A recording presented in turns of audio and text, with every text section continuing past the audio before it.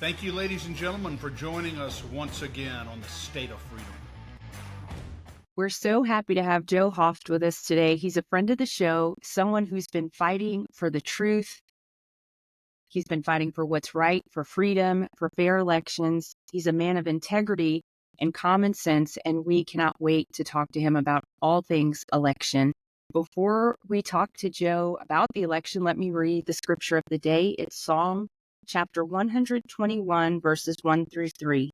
And it says, I look up to the mountains and hills, longing for God's help. But then I realize that our true help and protection come only from the Lord, our Creator who made the heavens and the earth.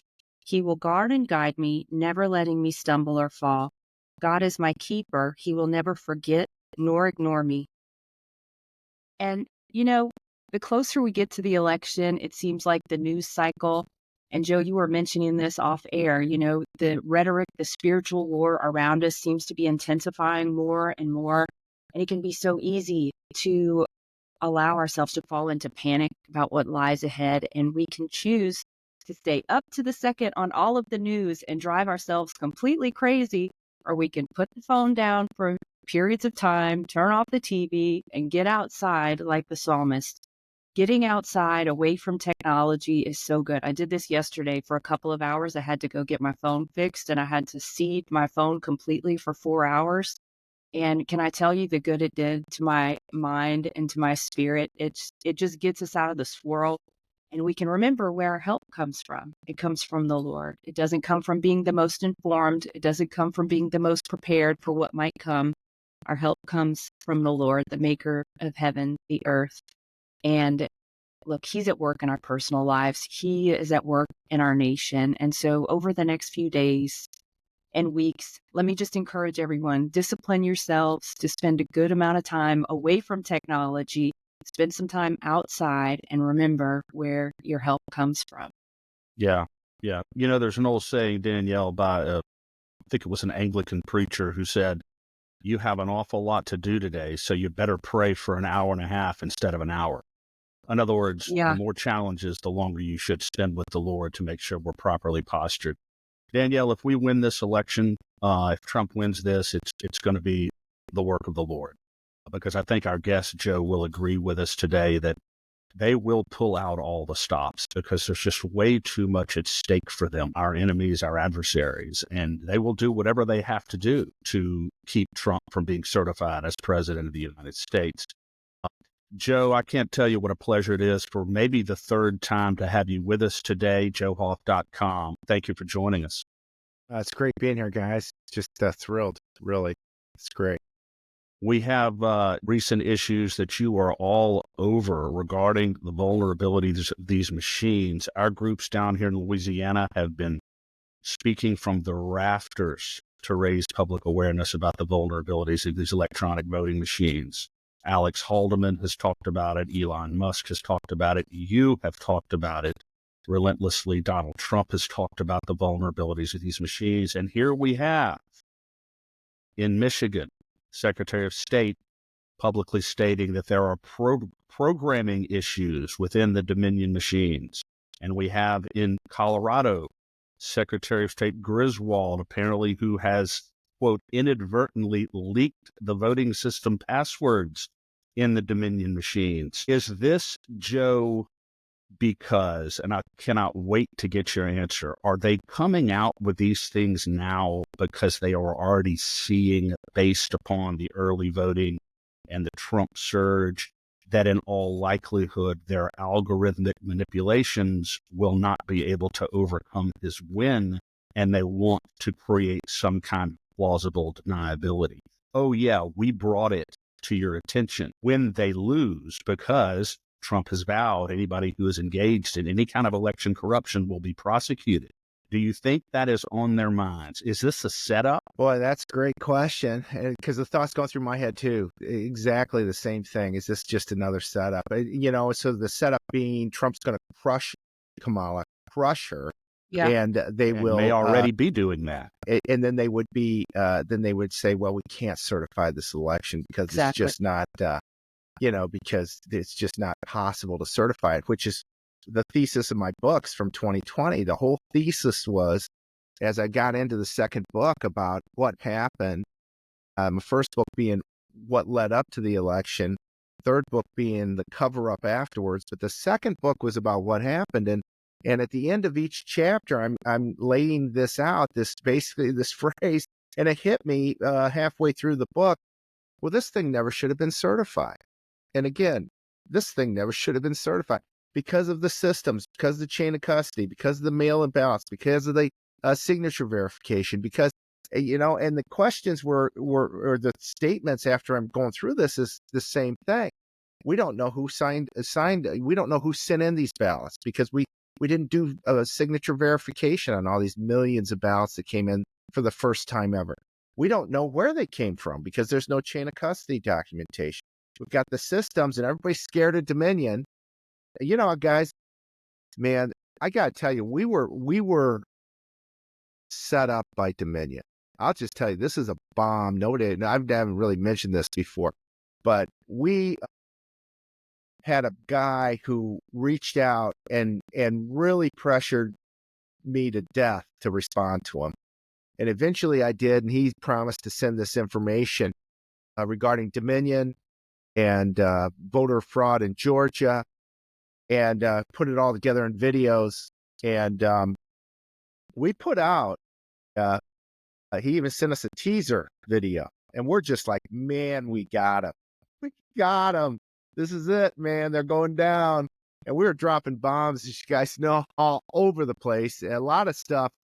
I had some really smart people reach out to me, like you guys, Chris, people were sending me stuff and they're smart guys. And I think they were attracted to what I was writing and at Gateway Pundit. And these, so people were coming out of the woodwork and you had to vet him. This guy, we thought Jim and I were both just like, wow, this is a gold mine. We had already dumped so many incredible stories on Dominion, on the systems, on the election process itself, which all ended up really ultimately in my book. But this guy, I won't mention his name right now, but I'll tell you the story.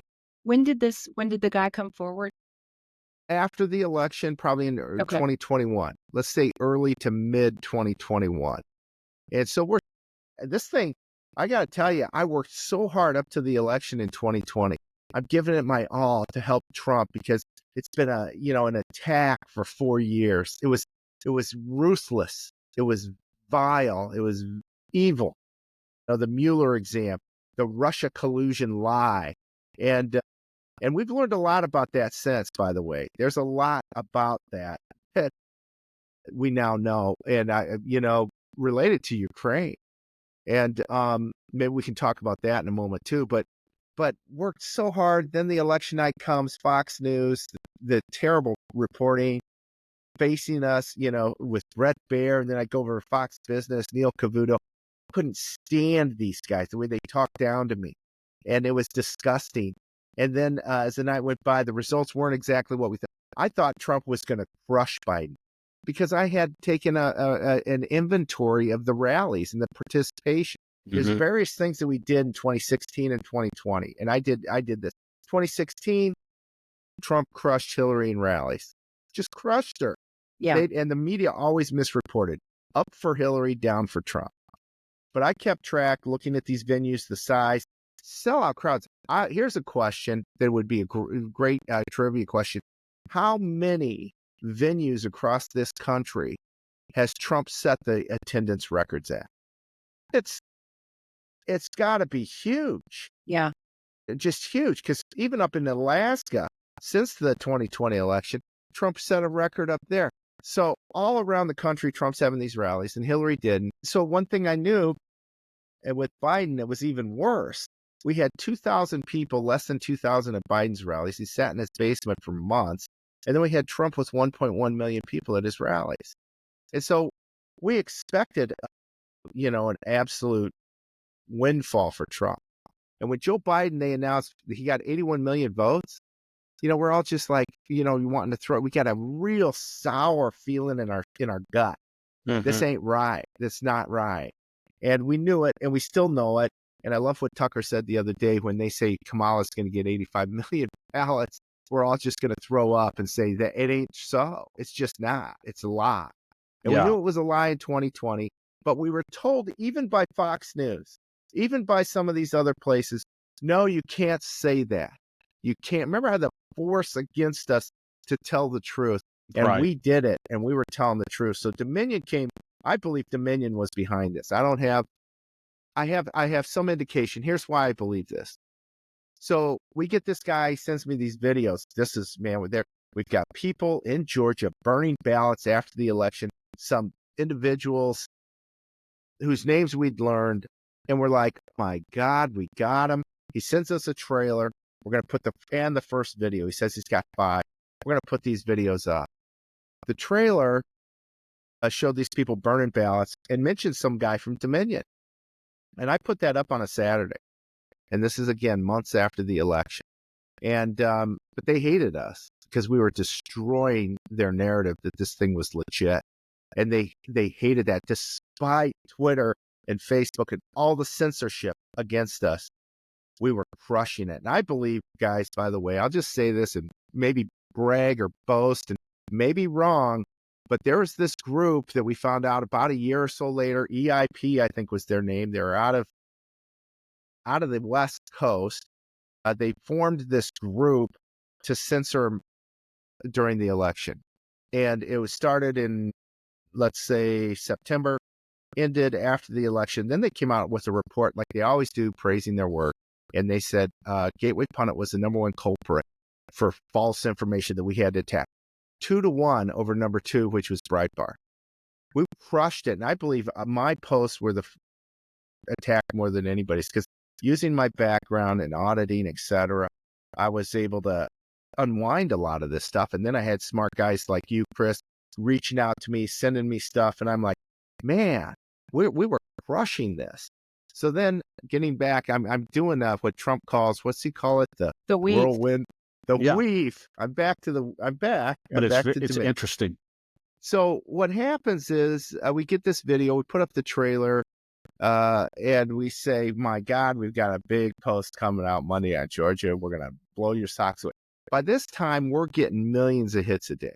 We went from really in the years that I was really, I started going full time this summer of 2020 at Gateway Pundit. Before that, as you know, I was an executive in Hong Kong.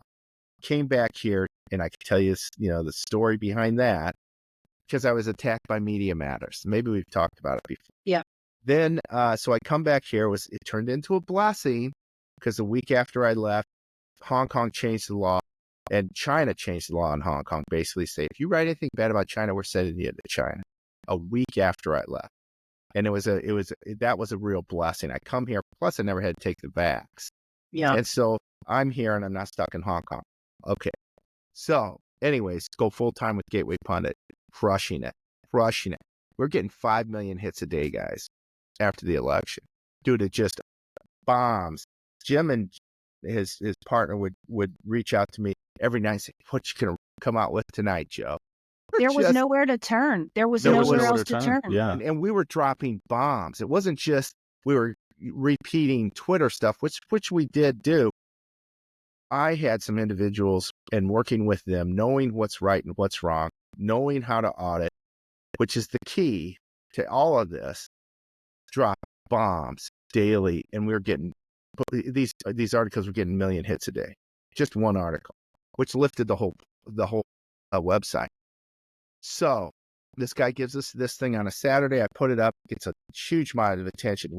It's a teaser. We're coming out with a bomb on Monday. Had a couple guys that we know. One guy, former CIA, also giving us good advice. And another guy who's got some intel experience. Don't know what it is. But these two guys said, take that thing down. Don't put it up. Because I sent the first day's movie to this one guy. He was a specialist in AI and had AI and for years. And so he was ahead of everybody. The stuff he was coming out with that he would share with me was unbelievable. And he says, look, here's a picture. They're saying that this is a cop in the election in 2020. He says that picture is from 2 years prior. Here's when it was posted and where it was posted. So he's saying this is not a legit report. And so we didn't put up the video that Monday, this first video, 5-minute video, which it was attacking Dominion and was attacking people in Georgia, certain employees, and I won't mention their names. Yes, I think I know who they are. Yeah, and I'm not going to mention those. Jim and I were in a lawsuit with them, and we've settled, and so I'm not going to mention their names. We agreed to do that when they settled with us. Anyway, so what happens is we don't put up the post on Monday. That same Monday, I get a letter, an email from Dominion's attorneys.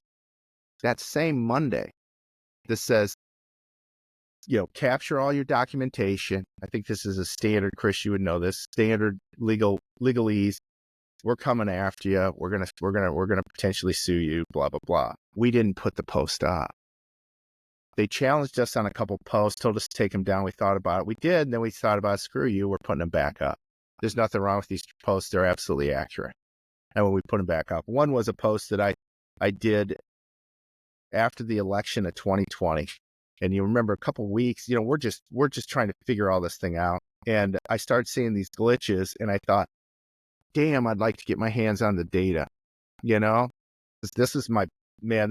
I used to look at huge data sets. I got a 10 degrees designations, MBA, CPA. We used to look at huge data sets, doing audits around the world at major corporations that were clients of ours. And wouldn't you know it, that day, kind of how God works, this data set came out. It's called the Edison data. We found it over on a website, which was one of the other top contributors that identified by the far left as a target. And this was the Donald.win. These guys used to have a website, or used to do other stuff on one of these big aggregators, and I can't remember the name. Then they got kicked off, so they just started their own website. And they found this Edison data. It was from the election, and we started going through that. And that's when we said, "Oh my God, look at this! There's duplicates. There's changes." And it looks like what we could figure out originally. And we said, this is unaudited, but nobody ever challenged us. Joe, when you say there's changes, you're talking about vote switching? Yes. Yep. And we write up this piece, millions of ballots, maybe 3 or 4 million switched from Trump to Biden. And another, like, can't remember how many million ballots added for Biden. We could see this in the data. And something like that. I'd have to go back and look. Trump retweeted that twice. That post got so much attention because that's what we were looking for. Because people would come up and to me, there's a lot of limited hangouts in this whole process. When you got millions of ballots for Joe Biden, I mean, when they're saying he got 81 million. Please.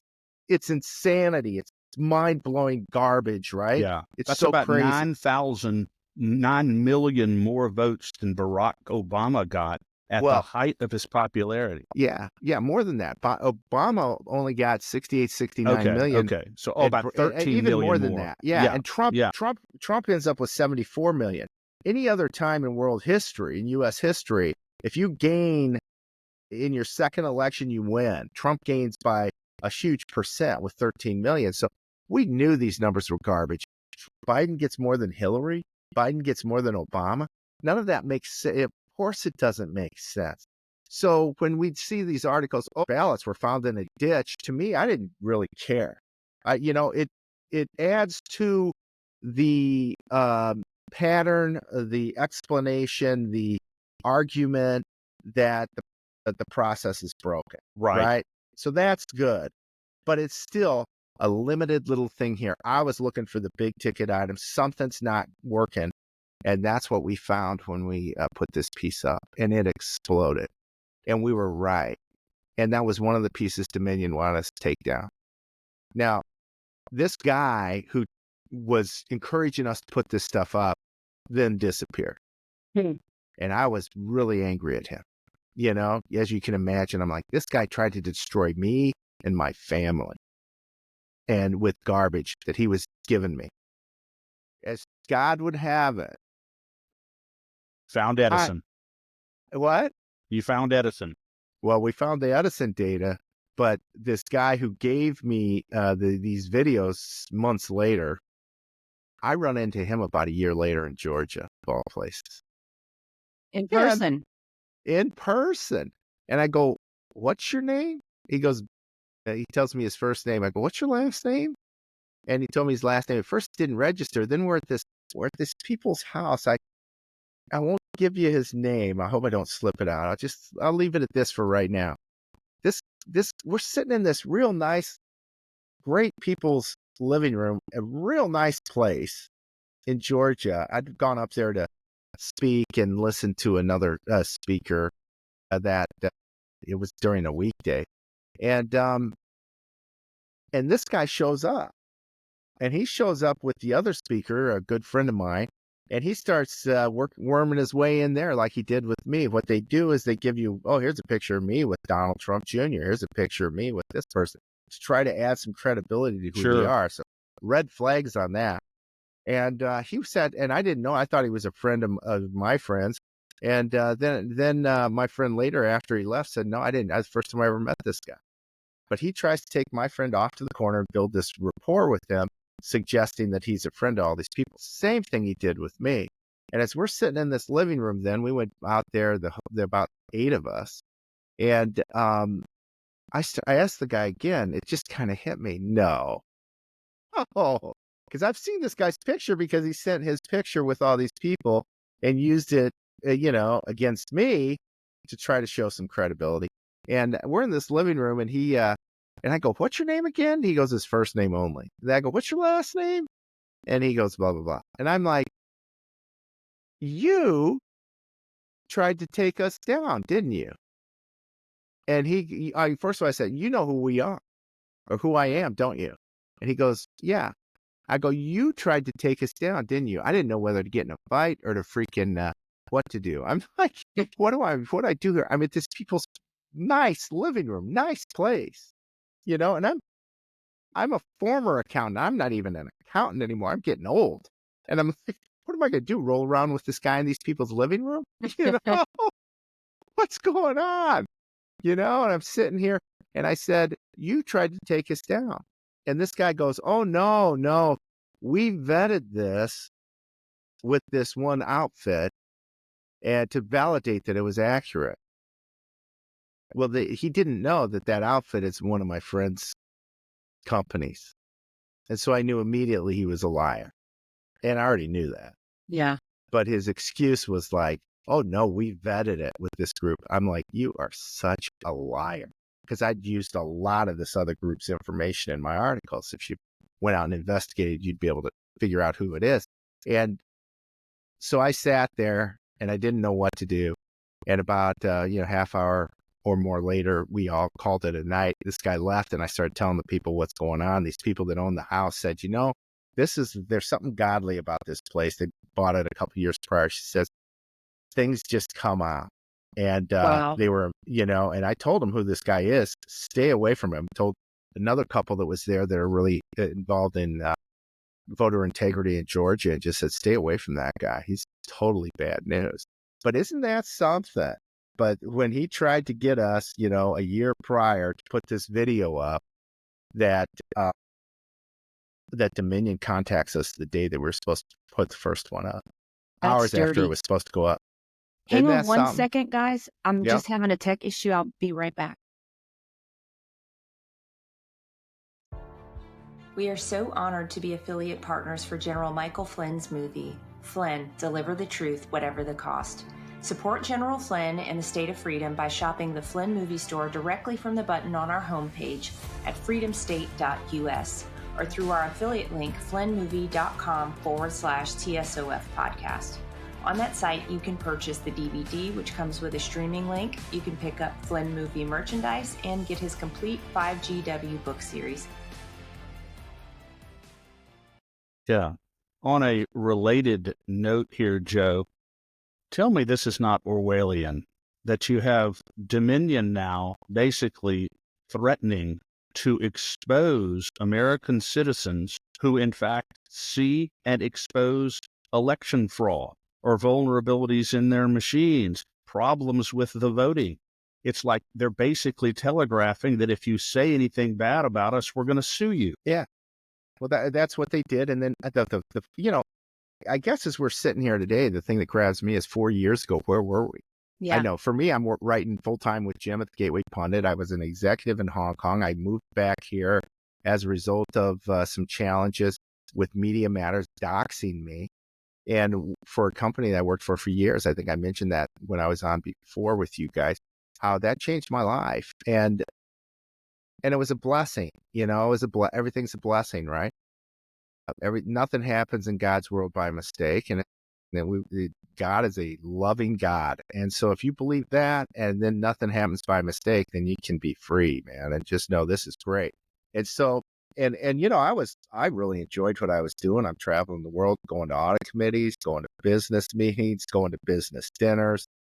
When Hillary won, I was in Australia. I'm sitting looking over to the Opera House. I'd go to board meetings there, risk and audit committee meetings there. Felt, it was fantastic. What a view.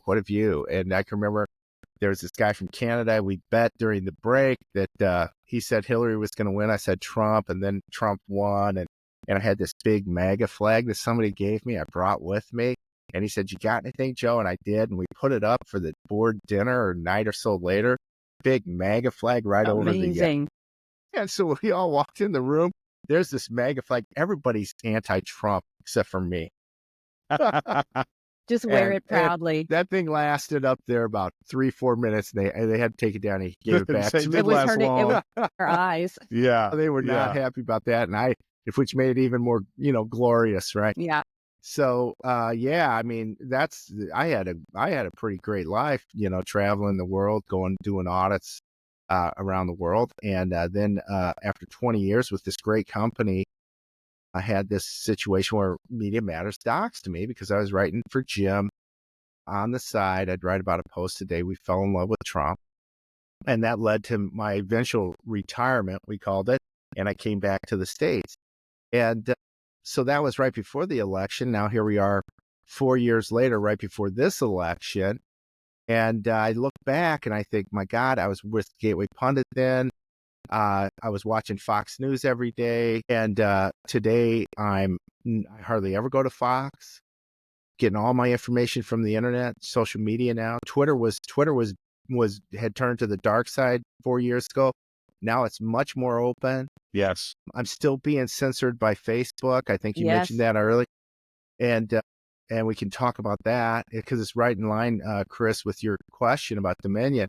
And so how things have changed for me and for you guys as well, I'm sure. If you don't mind, can I ask you guys how your lives have changed over the last 4 years? Yeah, absolutely. 4 years ago was where I had moved home during COVID. So from Manhattan, I was working for Pfizer. And I'd moved home with my folks to Louisiana because I couldn't be in New York anymore with the riots and the COVID mandates and all that stuff. So I was, I was living at home, and same thing. I started having an awakening. My friend had mentioned to me about child trafficking, and I started looking into it because I was just in disbelief that, that our world was run by an elite group of satanic pedophiles. To me was just like completely not a real thing. But I started digging into it, and lo and behold, here we are. Our world is run by an elite group of satanic pedophiles. But I had been a Trump supporter by holding my nose. I'd been in New York. I'd been in DC for 14 years. So I was in that world where people, it's a group thing, just group thing. But I still, I had my own perspective. I definitely still believed that he was like the obvious, much better choice, both against Hillary and Biden. But yeah, and after the aftermath of that, Joe, I want to get into the aftermath of that. But Chris, I want you to have the opportunity to say where you were as well. Sure. Katie and I were obviously strong. My wife and I were obviously very strong Trump supporters. Worked very, very hard in Louisiana. On election night, it was pretty clearly obvious that he had, won a second term early in the evening. It's like he was up substantially in all of the swing states. And then I don't remember exactly what time it was, 10:30 or 11 o'clock at night. In these swing states, they just stopped counting the votes. They said they had a water leak somewhere, but all the national news media is reporting that they're stopping the vote count tonight and they will resume in the morning. I say, well, this is quite odd, but still Trump is going to win the election. And then the next thing we know, Biden has gained hundreds and hundreds of thousands of votes, and Trump is now barely winning in some swing states and actually losing in others. And it never changed from that. And like you said, Joe, how is a guy who can barely get people to pull up with a mask on in a vehicle to watch him do one of his rallies, how is he generating 81 million votes in an election? And there was no question that there was fraud. There's no doubt the election was stolen. And the conclusion that we came to was, if they can do this, if our federal government, in conjunction with private actors, can steal a presidential election this way, we are all vulnerable. We are all subject to really the collapse of our freedom and the collapse of our liberty. So that's when we decided to start Louisiana Citizen Advocacy Group, because we had concluded that there's a possibility that we may end up having to fight this battle on the state level by asserting our state sovereignty under the state constitutional provisions. This may be a fight Louisiana has to fight, Texas has to fight, Florida has to fight, and other places have to fight on their own, because our founding fathers they were wise enough to give us plenary authority to protect our own borders and our own security. So that's what we did.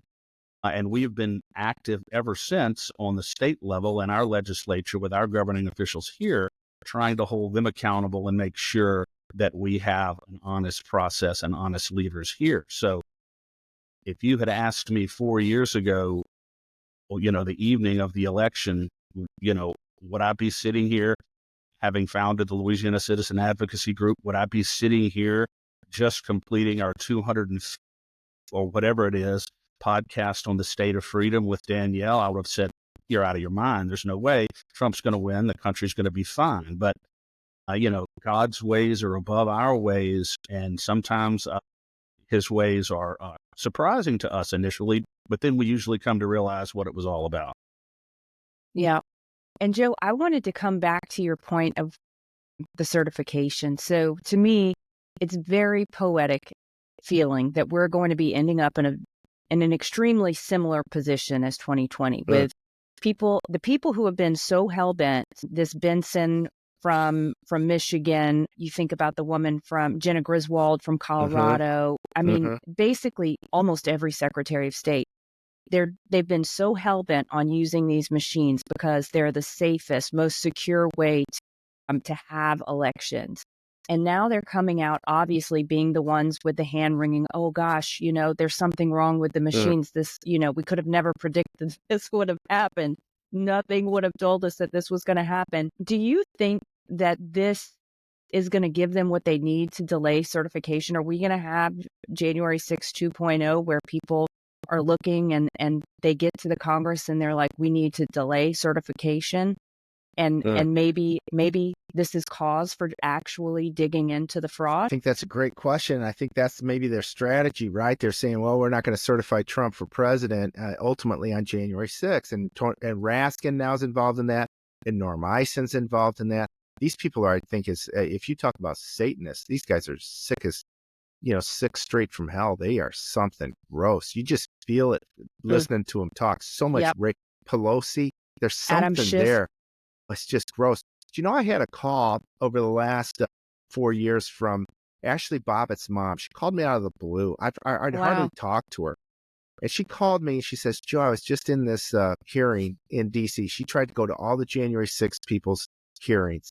Wow. And she said, I look up and this judge, Amy Berman Jackson, an Obama judge, who I learned her name when she was punishing Roger Stone, put him on a gag order, which I think is unconstitutional, and was horrible to him, discarded all sorts of evidence, blocked it, threw him in prison for nothing. He did nothing wrong. He did. There was a raid on his wrong. house too, right? Yeah, Joe? remember that? Yeah. Before that?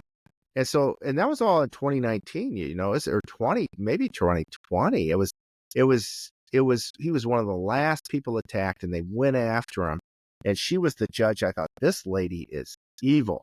And Ashley Bobbitt said this lady's the same Amy Berman Jackson's overseeing this January 6th case. And she said, I'm looking at her, and all of a sudden I saw a demon. She called me to tell me this. I'm like, what? She goes, yeah, I look away, I look back up, I just see a demon sitting there. Wow. And I go, and she said, that lady, it was evil, it was eerie. I could just only see this demon sitting in that seat. And you know what? I believe her. I believe her that she is one of the most vile individuals, and she's in that same pattern. You can feel it, you can sense it, as Pelosi. I've never seen anybody just so rabid as her. And now we know she's big part of the January 6th. Raskin on the January 6th committee. Yeah. People are dishonest, disgusting. Norm Eisen, who I wrote about, ironically, in the first chapter of my books on the Steele, I talk about the deep state.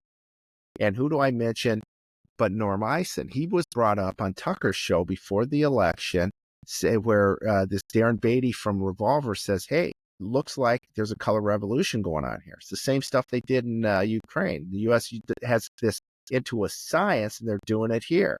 And he named the various things that were related to this color revolution: the riots, the media, the chaos, the violence, COVID. all this stuff, and a coup, ultimately ending in a coup, which happened in Ukraine, where they replaced the leader there with one that Obama wanted. Anyways, after the election, but I should say, what's his name? Beatty mentioned Norm Eisen. He's behind all this. He was Barack Obama's ethics czar.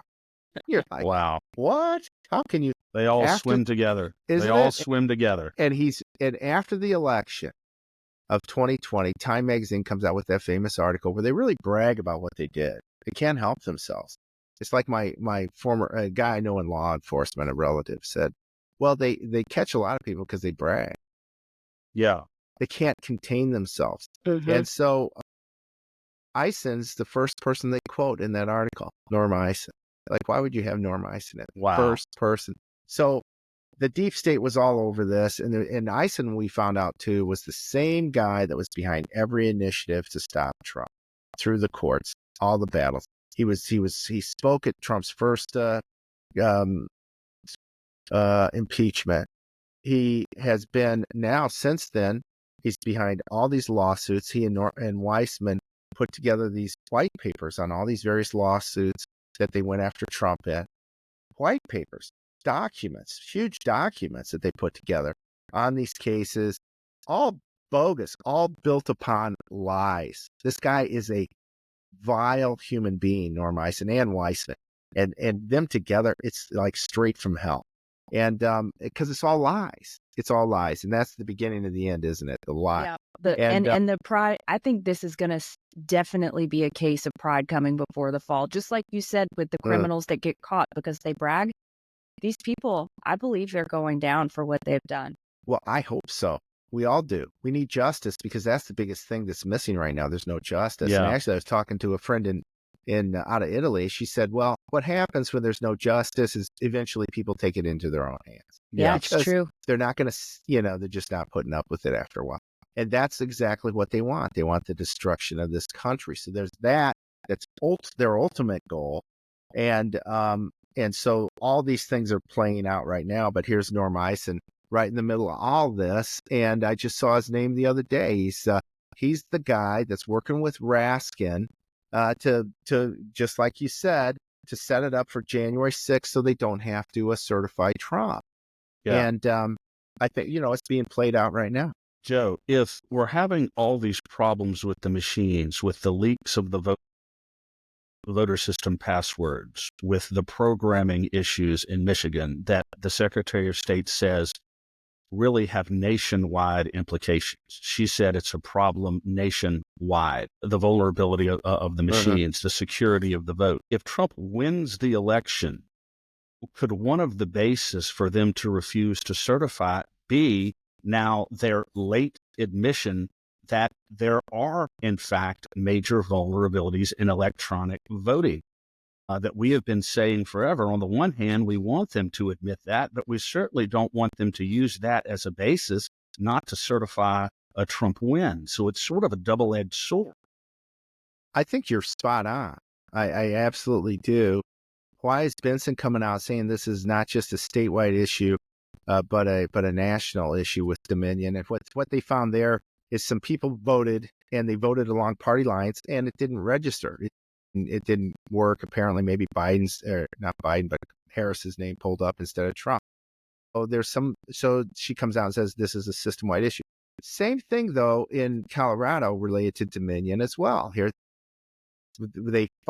what happened, though, and I just saw another tweet on this morning, which adds more color to this.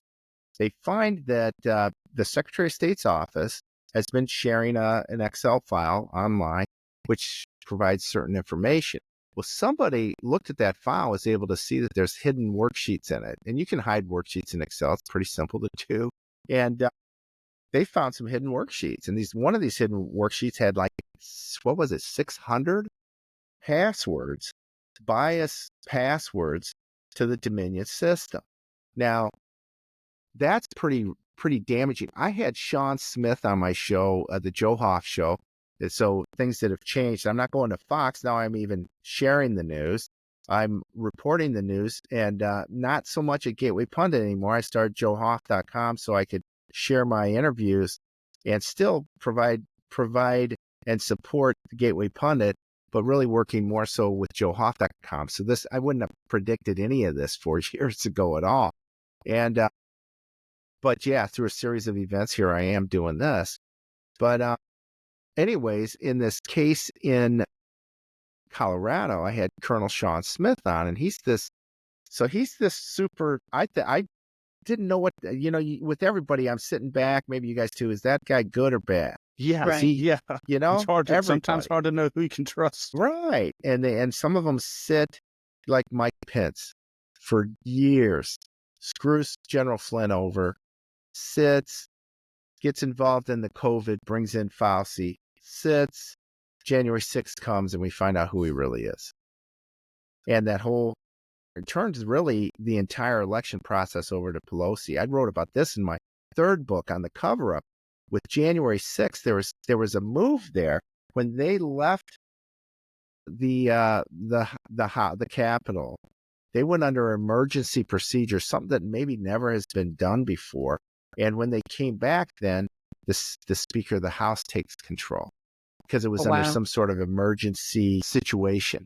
And that was Pelosi. She held the vote right away. No evidence ever got shared. So that's why they say there's no standing, because no evidence was voted on or anything in the House. Some people are saying that. And I wrote about this in my book. I think this is fascinating. But Pence handed it over to her. He could have stayed there and allowed, to prevent this move, but he didn't.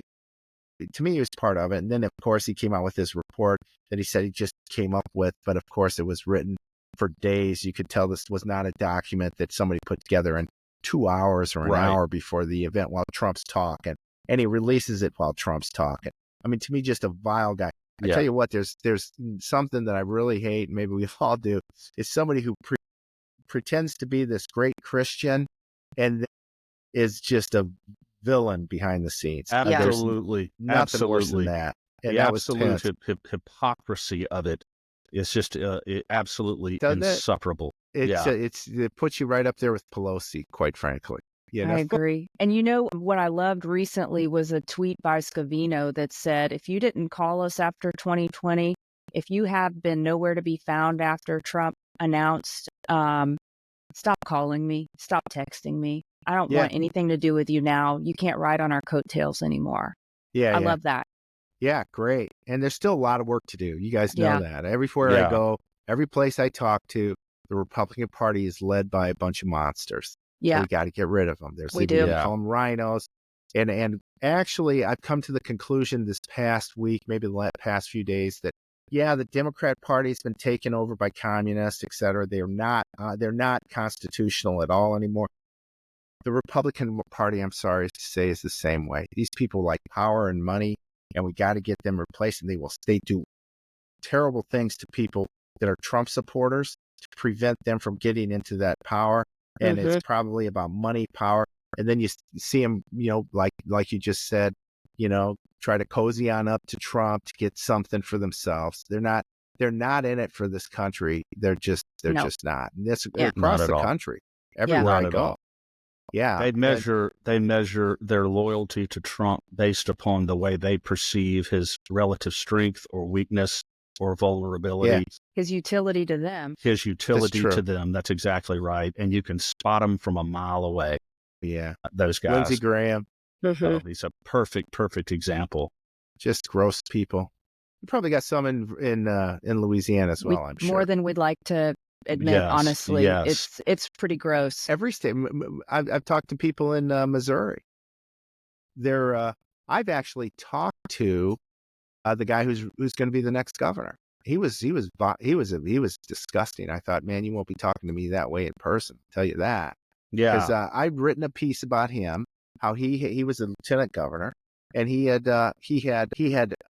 was part of this effort to change the congressional districts, the redistricting, which right now is 6 and 2, and they could have put something together to be 7-1, Republicans to Dems, but instead this guy was pushing something that people were saying this is 5-3, maybe 4-4. What's he doing? What are these Republicans doing? And this guy was behind it, and I wrote a piece about him. He called me up, we talked, and I don't have any respect for this guy. Yeah. And his name's Kehoe, and he's running for governor now. And I'm like, well, there we go. So we got to clean up the Republican Party. We got to get rid of these people that aren't there for America. They're there for themselves, power. So there's a big deal there. But maybe jumping back to the Dominion, I'll just say this. In Colorado, I interviewed Colonel Sean Smith. His expertise is in the military. He was overseeing the security for our missile systems. They're getting attacked every day, I don't know how many times.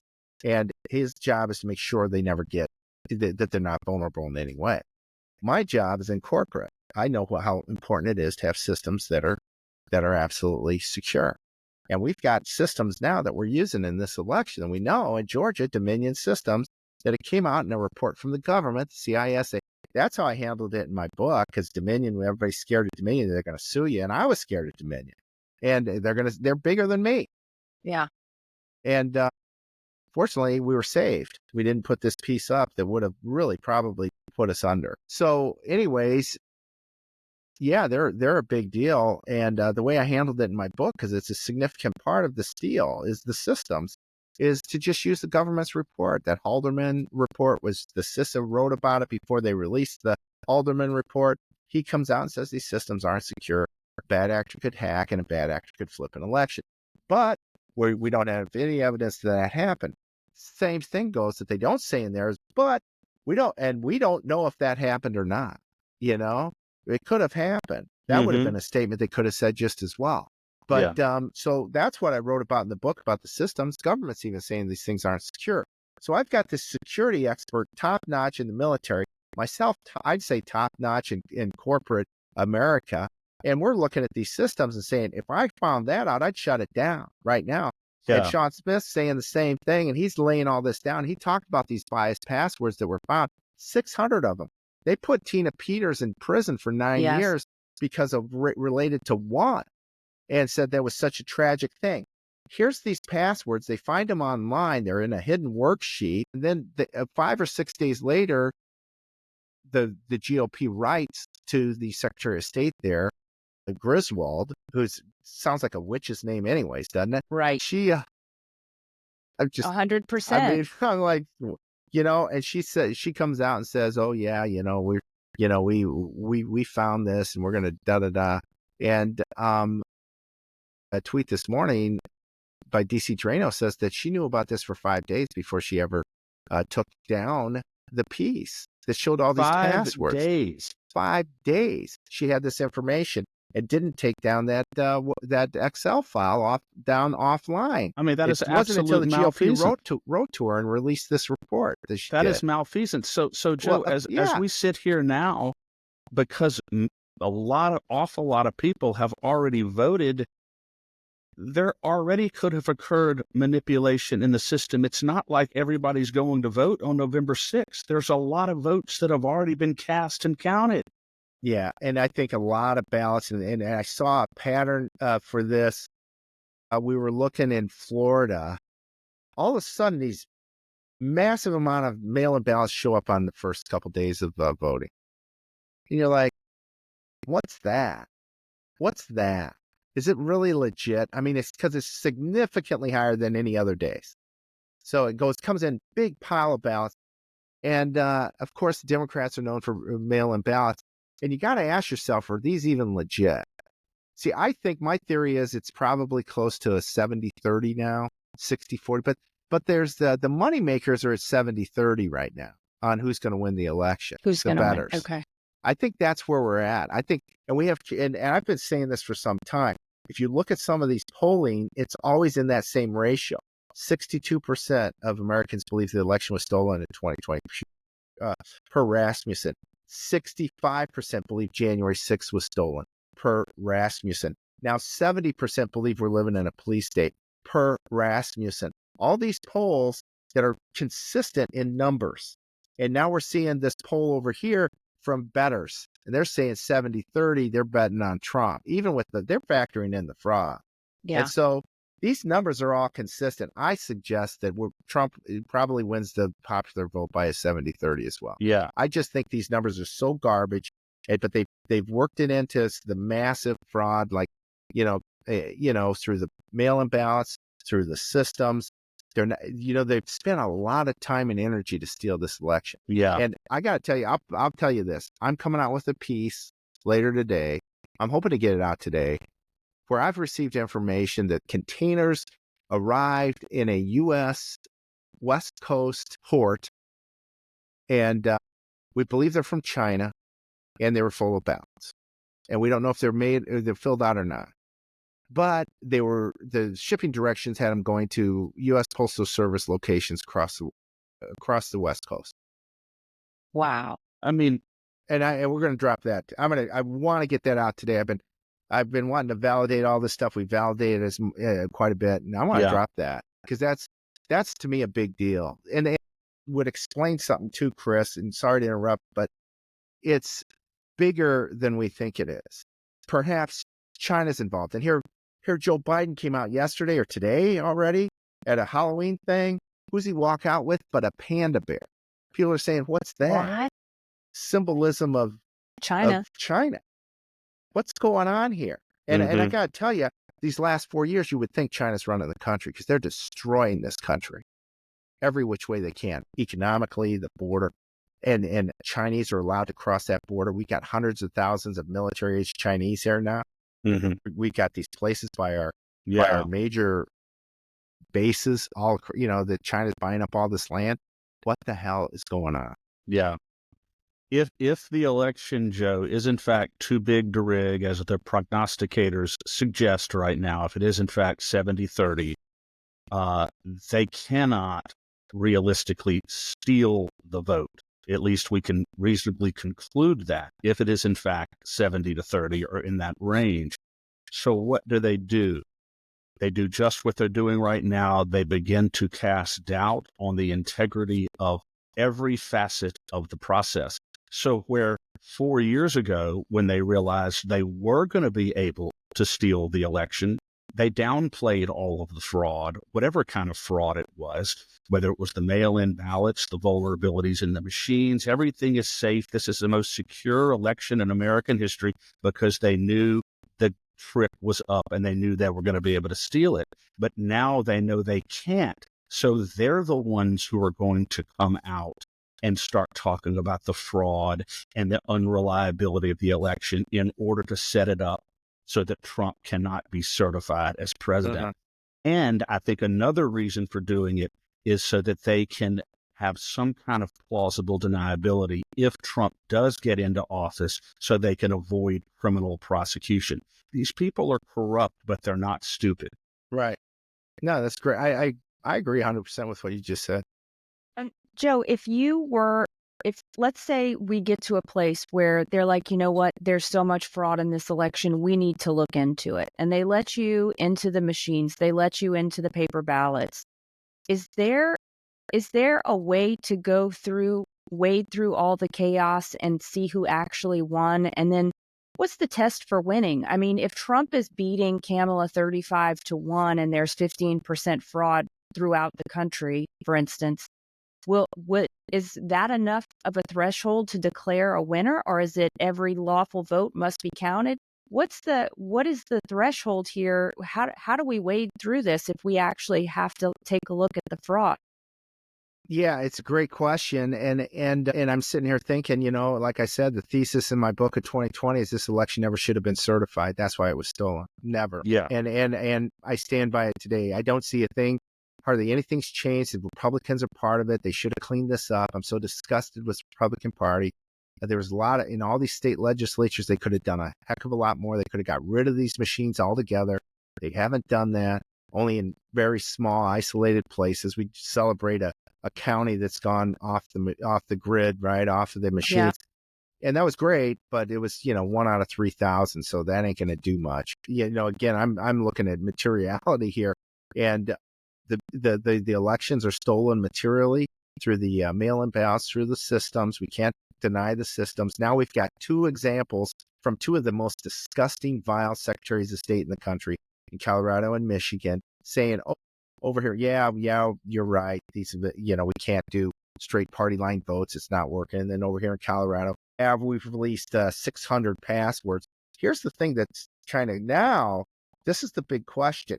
The Secretary of State knew for 6 days these passwords were there. She didn't take them down. Is there a reason for that? Was she just sharing these? Because my understanding, talking to Colonel Sean Smith, and this interview got taken down, by the way, by Facebook. I noticed it yesterday. They notified me they've taken it down because it's bogus, according to Facebook. These animals, they're not animals, monsters. Like, they know more than me on this stuff. Who's making this decision? You're a liar is what they are. This Sean Smith is a man of integrity, and so am I. We're laying this thing out from 2 different perspectives, military and corporate, and we are without a doubt saying these machines are not secure. We shouldn't use them. I'm excited to share a fantastic opportunity for State of Freedom listeners who are interested in investing in precious metals or even starting a home-based business in the precious metals industry. Metal Stacks is a precious metals collectors club where you can buy your metals at the best prices on the market, actual dealer cost. They are beating the big sites. They have no credit card fees and no minimums. If you're just interested in purchasing metals at a great price, visit metalstacks.com/DWalker. Get to shopping. That helps me out. I get the commission. You can also refer people to Metal Stacks for an additional income. If you're interested in learning about the referral business aspect of Metal Stacks, email me directly at Danielle@freedomstate.us for more information. In the corporate world, we'd shut them down right now. And Facebook decides to take that discussion down. So the reason is because Sean was looking at these things saying these passwords aren't just, again, they're not just for Colorado. They're likely for across the country. That's what I wanted to ask you about, Joe. Yep. And because Danielle and I were talking about that before the show, and this is an important question to ask. So these passwords that were leaked are uniform for the Dominion systems across the country. They're not just unique to Colorado, right? That's my understanding. So here we got it. Why did she leave them up for 6 days? Was this so everybody gets a heads up and gets those passwords before they're gone? Are these passwords going to get changed? Are we going to update them? Is this lady going to be persecuted? Because she said Tina Peters committed serious crimes. When one password was released, and Tina didn't even know it, and it was an expired password, is my understanding, and yet the Secretary of State releases 600 of these passwords. Yeah, I mean, this is outrageous what's going on, and it's serious, it's significant, and it's a big deal. And again, like you're saying, Chris, these are the Secretary of States that are monsters. They're Soros back, both of them. Soros back, nasty, nasty women. Yeah. And to the extent, Joe, that she says, "Oh, we're going to take corrective action. We're going to make sure that we clean this up." Well, I'm sorry, Griswold, but millions of Americans have already voted, Yeah. and there's a chance that criminal cyber hackers and bad actors have already accessed these machines and potentially have already manipulated these votes. And so it may be a little too late here, Gina. And you can't tell me that it wasn't on purpose. My question is this something that allows for some new algorithmic update or something that is trying to overcome the latest surge of Trump votes because the last one wasn't ready to do that, wasn't equipped to do that? Why else are you publishing 600 passwords that are global passwords? Yeah, could be. I mean, we don't really know. We know that we shouldn't be using systems where this has happened. And in the corporate world, and certainly if you're talking missile systems like Sean Smith is, you're going to shut this stuff down now. Absolutely. You cannot risk that those things are possible. Right. In other words, Joe, if I've used this analysis with Danielle before, so nobody has broken into my house yet and stolen all of my things and killed any of my family members. Since they haven't done that yet, I'm just going to go ahead and leave my doors unlocked and, make myself and my family vulnerable to that, because guess what? I haven't been attacked yet. And it's ridiculous. The moment you realize that it is possible and even plausible for these systems to be attacked and corrupted, why would you not change it, shut it down right then and there? Yeah, in the corporate world, we do. It's immediate because we can't afford somebody to put malware on our system. We can't afford somebody to come and steal our intellectual property. We can't afford any of that. It's shut down right now, and maybe not to the split second that it would be in missile systems, but you are gonna shut this down. You're going to investigate. You're going to prevent it for ever happening again. In the missile systems, it's even more work done to ensure total safeguard of those systems off the grid and everything. In the corporate world, a lot of work. We wouldn't allow this. And this is the stuff we've been allowing since 2020 and before. And, Kamala Harris came out, in 2016 or before that, saying these systems are broke. Now, all of a sudden, they're on the bandwagon that they were fine. Now, all of a sudden, it looks like they're leaning back the other way. So whichever way they can use them, and quite frankly, and it's just so disgusting that President Trump had that election stolen from him. He was so far ahead of Joe Biden, and this last 4 years have been a nightmare for this country. And these people need to be thrown in prison. We can't afford a Department of Justice, and Chris, you know this better than anybody, that is not going to enforce the law or is going to enforce it on people like Tina Peters, who did nothing wrong, did everything right, and people like Griswold that leaves these passwords up for 5 days, 600 of them, says, no big deal. Big deal. Yeah. And you and I had a chance to talk about that when I came on your show, Joe. When a country begins and a federal government begins to engage in selective prosecution, to weaponize what should be a colorblind justice system against their political opponents, it is really marks a rapid decline of a country. There's no question. And I'll tell you this, we learned that the DOJ went after the January 6ers. We've seen it's vile what they've done. They set up ads down here in Florida. If you know anybody that went to January 6th, let us know. I mean, what is that? What is that? 1984. These people were set up. They were set up. And I believe that from the bottom of my heart. And one good reason, I had CNN show up at this event I had in California over the weekend and ask me questions. This guy says, was it going to get violent? Like, we're the violent ones. And I said this, you know what?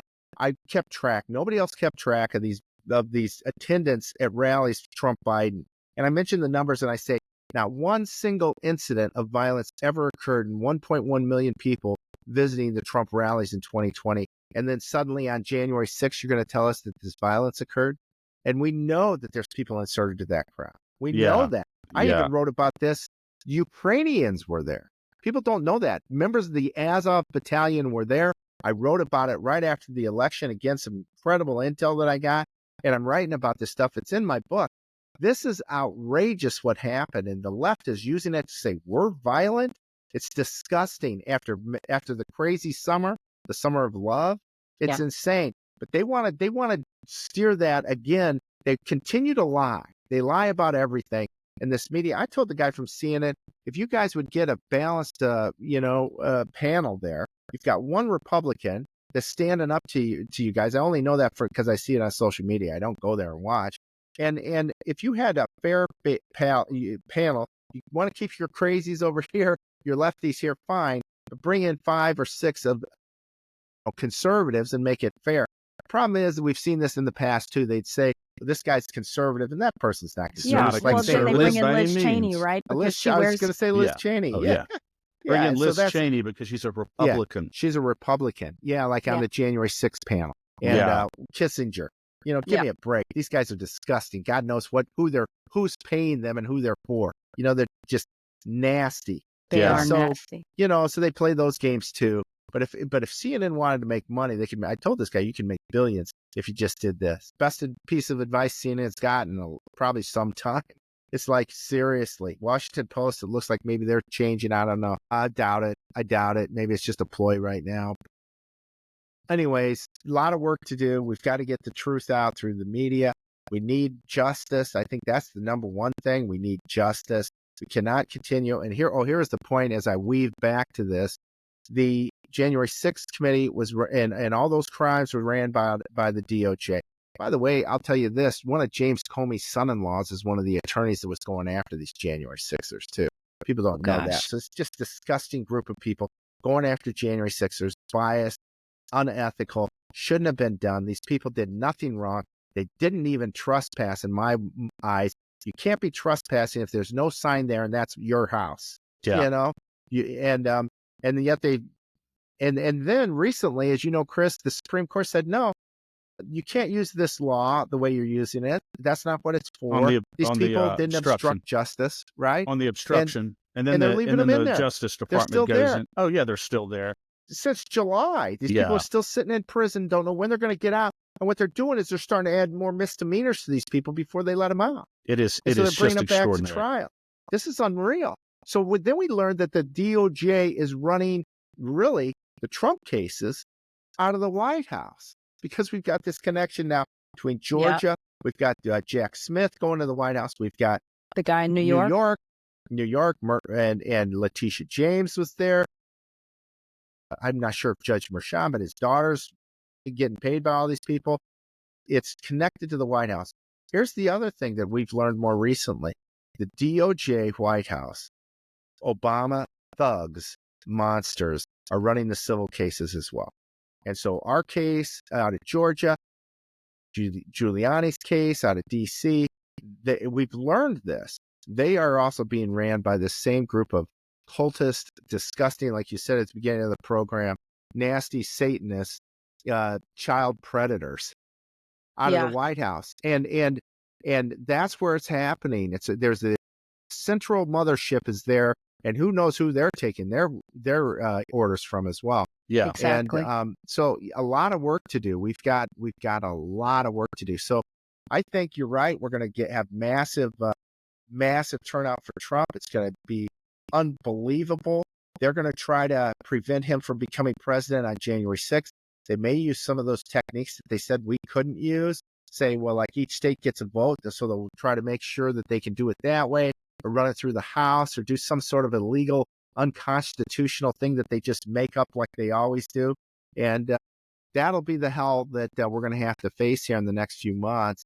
And the whole time then, the whole effort, like you've alluded to, Chris, is to disparage Trump, to defile him, to make him illegitimate, because these people are so vile.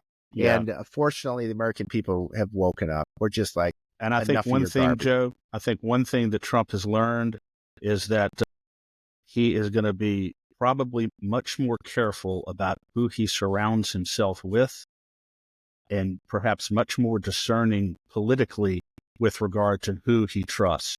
Yeah. Because he was burned by some people who he thought he could trust.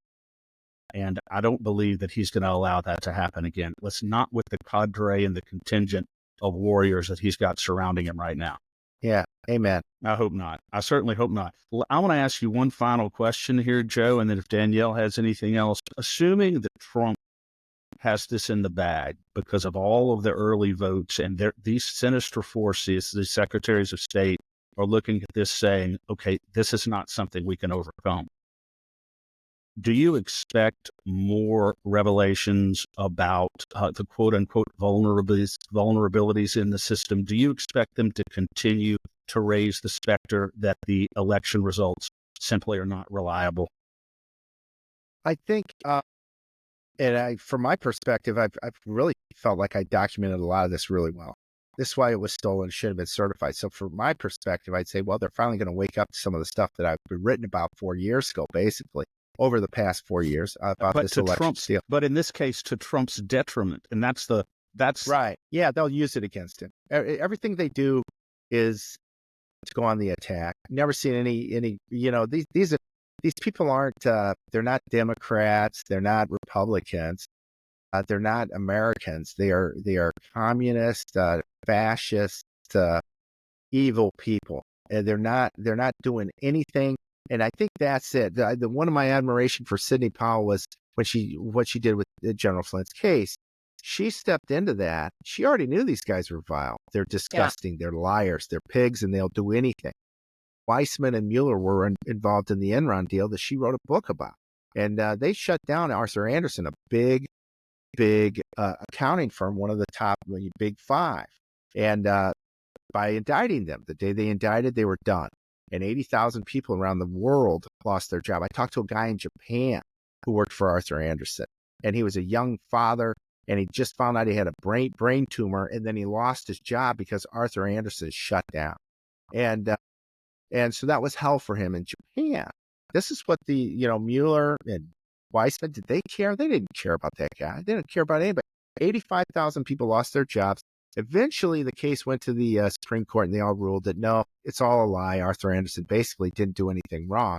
But that's what they do. They make up crimes, and then you got to go through the court system. It took forever. By that time, Arthur Andersen was done. By the way, that is why no major accounting firms got involved in the election in 2020, because they knew that it was a scam. You didn't take you to be a brain surgeon and auditing to understand what's going on.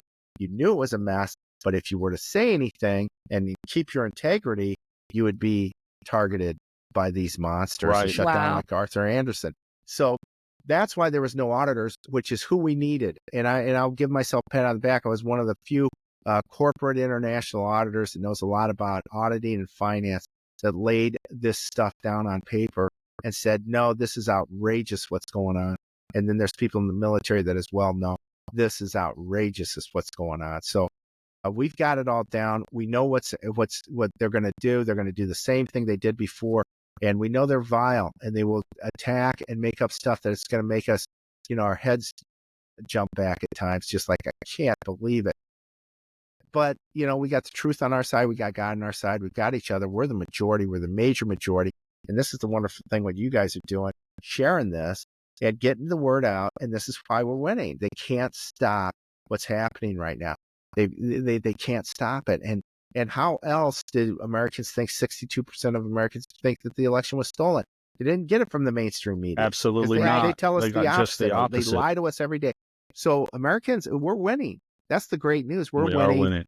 And we didn't know it, 4 years ago we'd be here, but we just got to keep sharing the truth.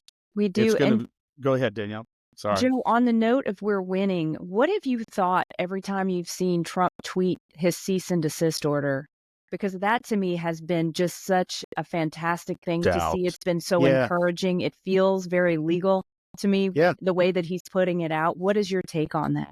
I think so too. And it hopefully it is. They might cause some caution on the left. Maybe. I don't think these people, I think they're just vile anyways. They make up stuff. They just think they're so clever when they make up lies, and it's just disgusting. They're disgusting. Vile and desperate. Yeah. Vile and so desperate. It's good though. It's really good. Well, one thing I think we can rest assured of is that this will not end on November 6th, although it should. That may just be the beginning of the fight. So we have to be prepared to move forward and continue to vindicate Trump at every turn, right? Right. Yeah. Yeah.